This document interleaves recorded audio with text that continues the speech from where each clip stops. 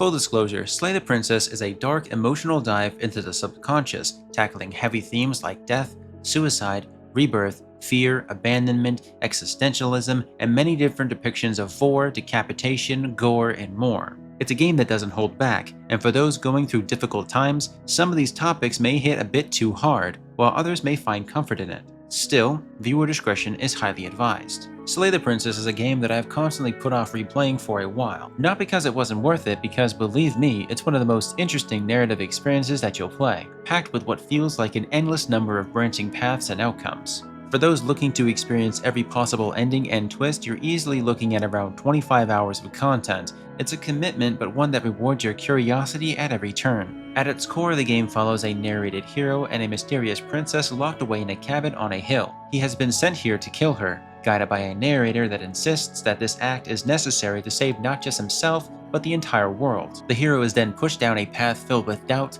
manipulation, and impossible choices. What unfolds is far from a normal quest. The deeper you delve, the more the line between reality, perception, and morality begin to blur. No matter the outcome, your choices will help shape the story that you have forged. I would love to say more, but this is a story best experienced firsthand. Going in blind without any spoilers or expectations will make the journey far more impactful because there are no wrong or right choices. At first, I hesitated to pick up Slay the Princess because of its intense focus on darker themes. It took me a while to work up the courage to dive in, and even longer to commit to a second playthrough for a different perspective on the many different endings, of which there are 9 of. But I'm glad I did. As a visual novel, it easily ranks in the top 10. The presentation is exceptional, from the visual deterioration that mirrors your descent into madness to the distinctive dark, surreal, and hand-drawn art styles that perfectly matches the psychological horror themes and looping atmosphere, filled with the intrusive voices and creeping dread. It captures the feeling of schizophrenia and existential collapse in a way that is both deeply unnerving and incredibly immersive.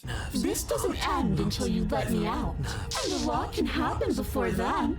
I'm sure I can get creative.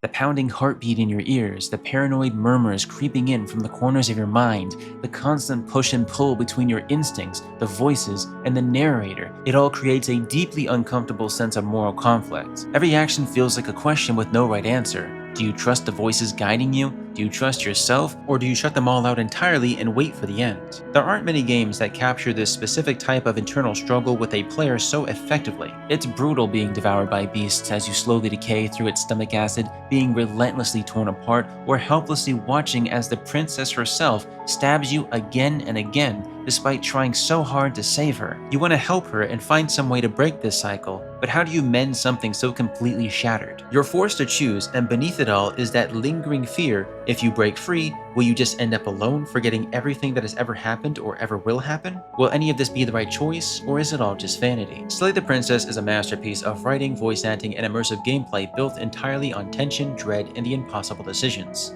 A full playthrough with honest choices takes about 3 hours, and while the game offers over 100 achievements and 9 different endings, I didn't find much of a drive to replay it beyond my emotional connection with the princess. After spending 7 hours exploring and reaching 2 different endings, I felt satisfied, and I didn't want to put her or myself through the roller coaster of hell that was this game. This experience is meant to be terrifying, emotional, and atmospheric. It makes you reflect on personal struggles, offering a kind of mental balance to ease those edges. In short, this game was more than just a visual novel about death and killing. It was a story about healing, discovering your own truths, and holding on to what matters the most in a decaying world.